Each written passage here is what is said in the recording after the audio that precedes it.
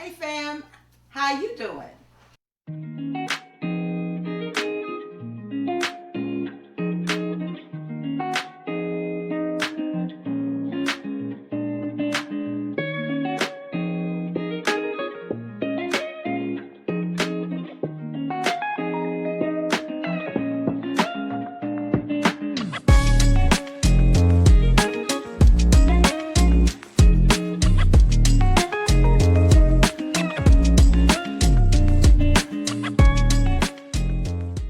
Hey, listen, thank you so much for joining us again for another episode of Hey fam, how you doing? I'm your host, Dr. Candace House, and this is Curtis Ray.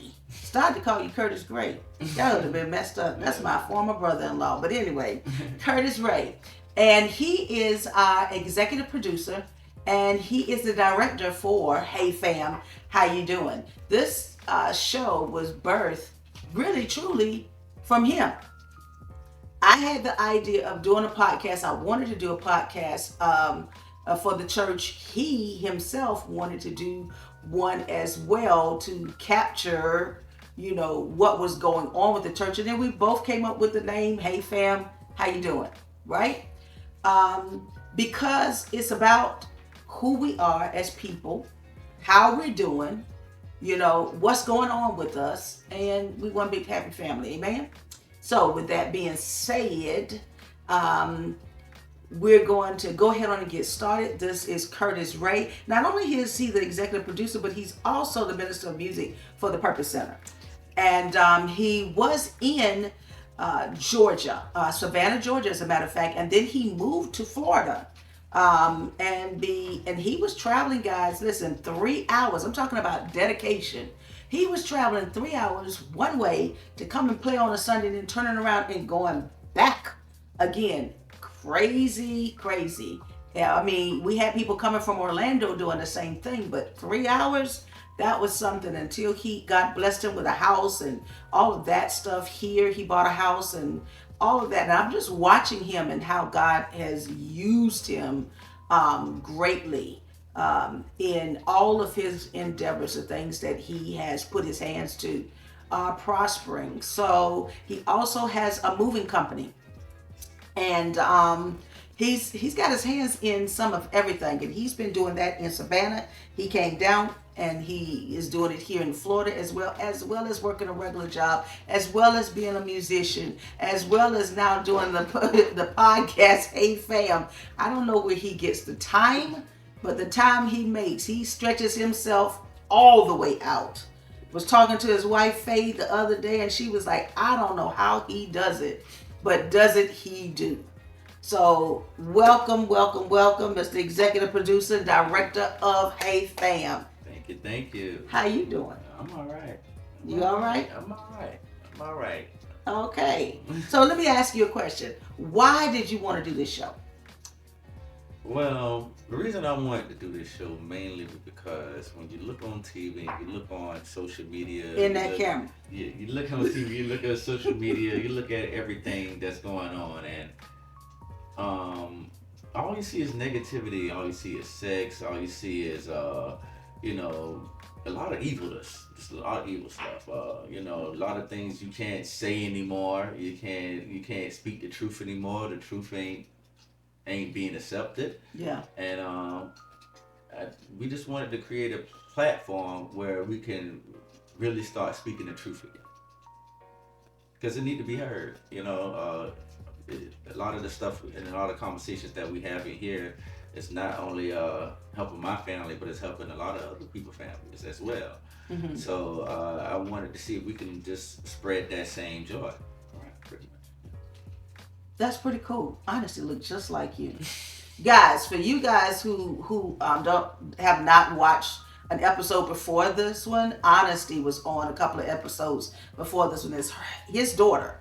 And she was very profound in some of the things she had to say as a young woman. She's honestly is 17, 18 years old. And some of the things that she had to say concerning what was happening in the school system, what was happening with young folks, was very enlightening. It was also disheartening. but at the same time, it was a thing that gives you hope because there's somebody young that's seeing what the problem is, that's addressing the problem, and then trying to come up with a solution. Obviously, she gets that from her dad, and you can tell by the upbringing that she has the ability to clearly see problems, issues, empathize with, and then try to come up with some type of solution, even if that solution is just only to be there for that person. So she gets it honestly from her father. Tell me something. We're talking concerning different family dynamics, right? Some people's families are led by single parent households. Some people's families are led by both parents in the house. Some people we talked about with Dr. Fatisha, who will be with us in a couple of sessions. We talked about how it was that, people grew up in foster care, adoptive parents, and so forth and so on. You came from a single family household? I came from my situation was kind of crazy. I came from mainly my great grandmother raised me as a kid. I was back and forth from New York to Savannah. Between them trying to go see my mother, want to see my grandmother up there, and while I was up there, I was bad. I was bad while I was up there. I was not this guy I am now. I was part of a Crip gang. I wanted to gang bang. I wanted to kick doors. I wanted to sell drugs, and I sold women too. So anything I can. Hey. So how did you get into that? What got you? What age were you when you did it, and how did you get into it? It really just came. It just happened. To be honest with you, it just because it's like the environment that I was in. It just kind of happened. Like I was, because I was the drug man. Everything was presented to me. Everything came to me. All type of people came to me. So, I started out, just being bad, kicking doors, doing stuff. A lot of stuff people don't even know. Yeah. But you were young. Yeah, I was young at 13, 14 years old. Just breaking in cars, stealing radios and reselling them. Yeah. And a couple of gang members seen potential in me, so they put me on. That was when I was in Rockdale, in Queens.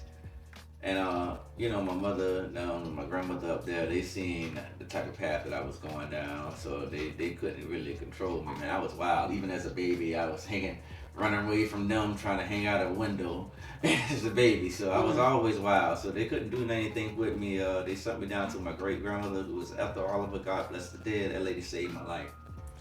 She was a pastor, but oh boy, she was straight. If nobody could get a hold of me, my great grandmother got me right. I took a lot of beatings, a lot of punishments, but and I used to think that lady was slaving me, man. I thought that lady was slaving me. I thought she was child abuse. I called everything child abuse. I got beatings with everything. Cooking spoons, high heel shoes, everything. I got a Bible thrown at me in the middle of church for sleeping in church. It was crazy. But she got me right. She saved my life, and she got me into playing the piano. And she's the main reason why I do it now. And she started young, and it wasn't for her, I wouldn't have been half a decent man as I am now. Wow. And a lot. What's familiar about this story? It's a lot of grandparents and great grandparents raising their grandchildren. And if it would not have been for the grandparents, those children would be lost. Literally, the streets would have ate them up, killed them. The streets would have garnered them in jail. And a lot of attention is paid to, there's no father in the house, so therefore, the statistics, do prove true that there is a lot of disconnect when there is no father. But at the same time, you had those older women that knew how to snatch you back from the pits of hell. And luckily, my grandmother was a community person. She had a village that kind of helped raise me. So it was a lot of men around that Hmm. had seen things and they kind of grabbed me and they kind of taught me stuff. They taught me skills. And if they seen me straying away, they kind of grabbed me back. And they was good friends with grandma. And they'll tell her, I know if they tell grandma if they gonna beat me, she gonna beat me. That's the way it was back then, you Yeah. know. Uh, and because of that, a lot of that changed me. It also taught me the skills that I know now. That's why I'm so much of a. I got that's the Jamaican in my blood. Just got me workaholic like this. Hmm. But that was part of. I didn't even know it then that she was training me to be this man that I am now. Like to be this hardworking guy that I am now. One that never take no for an answer. Wow. It's something when we look back over our lives and we look at how, all the while God had his hand on us. Even when we was out doing everything that we was big and bad enough to do, God still had his hands on us. In the times that we found ourselves in some situations that we never thought we would literally make it out alive, he still had his hands on us. And some of the dirt that we did that swept up under the rug and covers pulled, and we don't never want to pull the covers off of, and pull the rug up to look at it, he still had his hands on us. And usually it's because somebody prayed for us. You got a mama, you got a daddy, you got a grandmama or great grandmama, great grand. Somebody was praying for us, and because of that, God sent angelic host to cover us and encamp around about us to keep us safe in all our ways. And that's talking about in the ways that was not of Him either. Right. We were kept. Yes. Yeah, I definitely was kept. I know a couple of situations. I remember the time I got locked up for armed robbery, aggravated assault, possession of pistol, commission of crime, just on. They kept adding They charges. just kept adding charges, and Who you robbed? it was Mexicans. Oh. Mexicans that it was really on a desperation type thing. My daughter was just born, and I had just lost my job. That was my first daughter. She needed diapers, Mm-hmm. and I was in the mentality of, oh, well, if I gotta go get it, somebody have to gonna get this gun out of their face. Somebody gonna get it, but my daughter's gonna have some diapers. So it was a desperation moment at the time. And now as I look back, it could have went so much worse. Yeah, could have. Where did you rob? The individual or an establishment? No, a group of Mexicans. You just went into and them Mexicans crazy. Yeah, I was crazier. Boy, that escalated quick. I mean, that really got out of hand fast. Crazier. I'm trying to understand how you went to jail over there, because usually they just handle their stuff themselves. Well, They'll get you like back. I said, I was crazier, so they were scared. Oh, So they didn't mess with me. They just called the police. okay. And when they called the police, they caught you where? Walking up the street with me and my partner. Walking up the street with the same gun that we just robbed with. Oh my God! And you never did get a chance to get the diapers. Yeah, I got the money for the diapers and gave them to my baby mother at the time. And Oh, she went and got it, so she got the diapers and all that. But a week later, I was locked up for it. Yeah. Wow. And it wasn't even the same day. They came and got us a week later. Yeah. It was because we was walking down the street. We was actually just chilling. We wasn't even doing nothing. So they knew y'all. Yeah. The Mexicans knew you. Yeah, that was crazy. You went up into somebody you knew. Who knew you? Well, I didn't know they knew me, but they just knew my face. Ah, gotcha. And so you went to jail and stayed in there for how long? 12 months, and that was because God, like I'm telling you, that was the saving grace. Because they couldn't really identify us. They didn't really know how to speak English at that time that well, and then because a lot of the evidence got misconstrued and this and the other, we was able to come off and got free.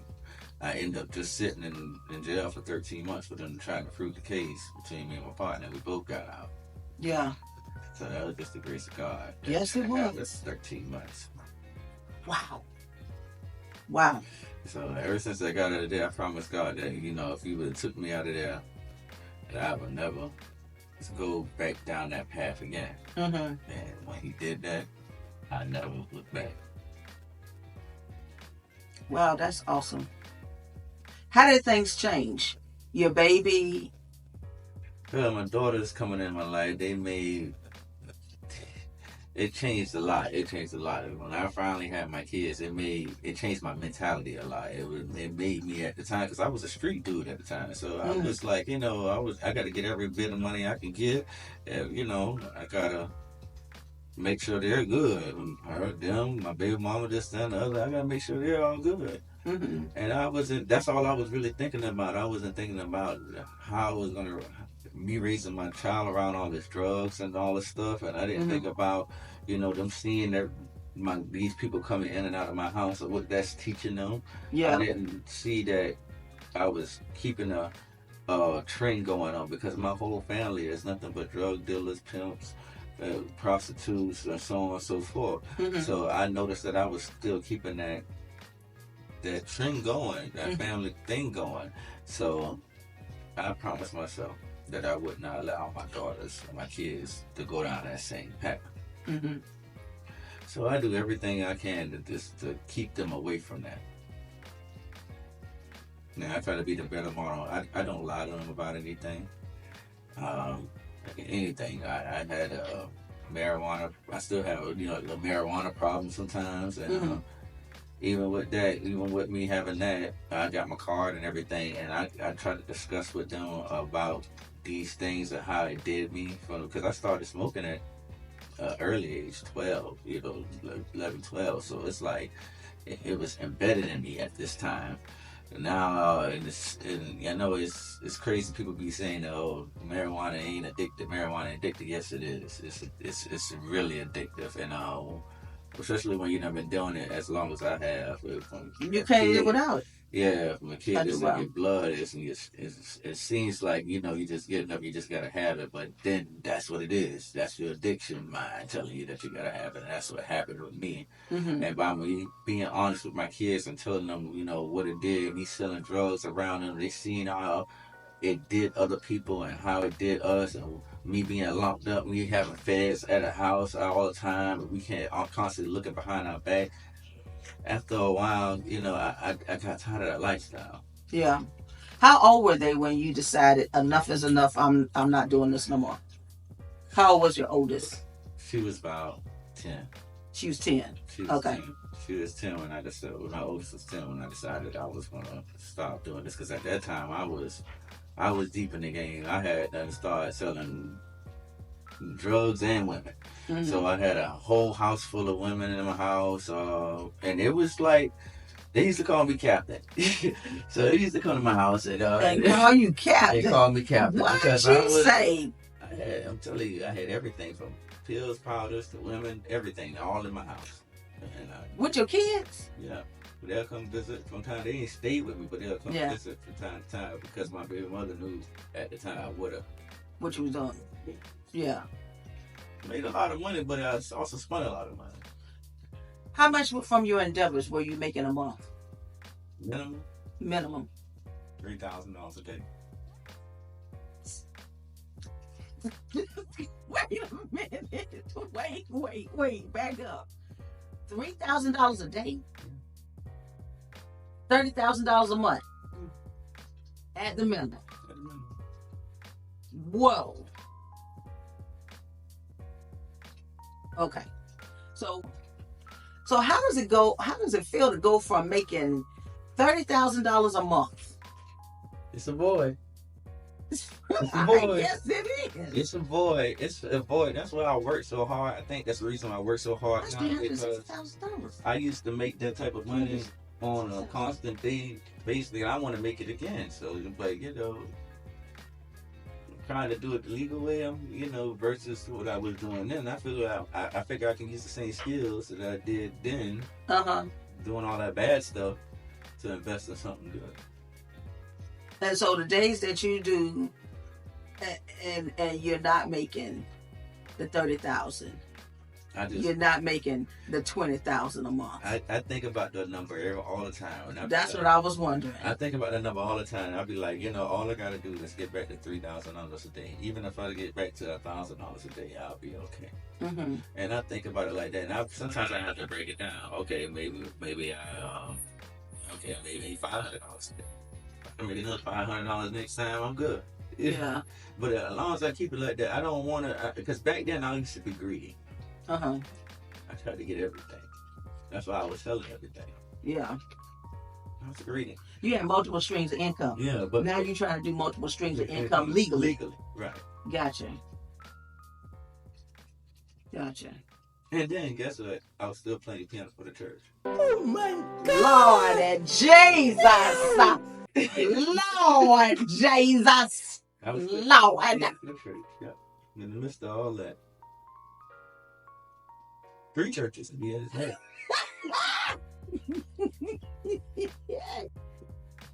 But you know what? The church is a hospital. Yeah. All the sick people go there. That's what and the crazy. But that's the truth. That's what saved me. That was saved me. It took me like now that's why I'm so much into church, because that's what really saved me. Going to these different programs, seeing these different musicians play together, hearing different messages and stuff. That's the stuff that saved me. It took me a lot. I might have been going through there while I've been messed up, bust up, doing all type of crazy stuff, but you kept coming. I kept coming. Yeah. I kept coming. I kept going. I kept doing it, and eventually it changed me. So that's why it's the word that changes you. That's why I don't understand when people say, "I'm gonna wait till I change," or "I'm gonna wait till I stop that." No, you need to go while you're doing that. Why you doing that? As long as you can find you a church that's not going to judge you for what you did, but they just trying to for what you're doing, what you're currently doing. But they just going to just pour into you and just keep pouring into you. No, you're doing wrong, but they ain't gonna beat you up with the word. Yeah, you just listen to them. Probably eventually you'll change, and I had to avoid the money, but I don't really miss it because I got so much more comfort now that I didn't have then. You got peace. You ain't worrying about nobody coming for you. Right. You ain't worrying about no Johns coming for you. You ain't worrying about no gangs coming from you. You're not worrying about no police, feds, nobody, crazy people coming for you. Yeah. None of that stuff. Yeah. You got peace. Yeah. I don't think no amount of money is worth your peace. No, it really isn't. Every piece of money ain't good money. Because if it's going to take your peace and make you crazy, or lose your life over it, ain't good money. Whoa. But I like what you had to say concerning the fact that you kept coming. Even while all this was going on, you kept coming. And that's the thing. I kept coming to church while I was doing all the stuff I was doing. And then to the point where I did go to, when I just was mad at church, mad at people, with people in the church. And then I stopped coming, period. But I was going to church even when I came back. And I still wasn't right, but I came to church anyway. And it's a lot of people. We would come from the clubs and go straight to church. I mean, we get in the house at 9 o'clock, 8 something on a Sunday morning, because we were like, man, it's 7 something. This when we went to clubs that stayed open, they ain't shut down. They didn't shut down until about 6 o'clock in the morning. We go eat, come back, take a shower, put some clothes on, and be up in church. Yeah. And the same preachers that would be in the pulpit, them ministers, they was in the club with us. Yeah, sure. We in the choir stand. That just came from the club. And the ministers sitting there in the club. And I said, eventually people got saved. They got converted, put it that way. They were saved already, but they got converted. I have seen deacons. They knew what I was doing. Uh-huh. They'll leave the deacon church from the deacon board, come straight to my house by drugs. They go home. So I see probably about women too. Yes, I've seen it all type of ways. And so, like, I know, like I said, church is a hospital. Everybody's still being worked on. Yes. And the mistake that people like to make is when they come to church, they're expecting everybody to be perfect, or somebody, the ministers, to be perfect. And it's gonna. There's nobody's perfect, man. Everybody Nobody. makes a mistake. Everybody's human. Everybody's human.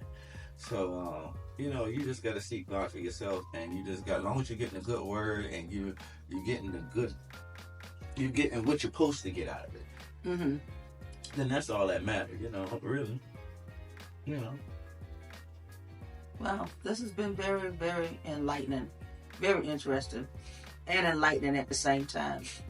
Because people go through all different phases. Like I say, you could be at start of the process of going through or changing your life, whatever. You could be in the middle of the process, or you can have triumphed over everything. So it doesn't matter where you are at the time, because you could triumph over one thing, but you got another area that you haven't triumphed over it yet. You're still working on that part.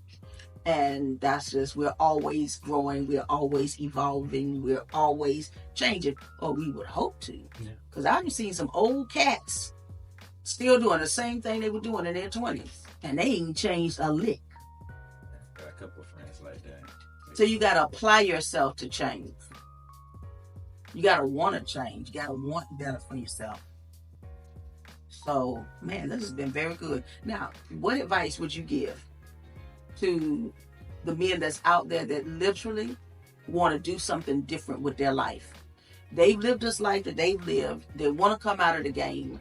They want to be whole. They don't want to be worried about all kinds of stuff. They want to change. What advice would you give? I would say use the skills that you are doing now and just transfer it into something that you can do legally. If you are good at being a drug dealer, think about being a car salesman.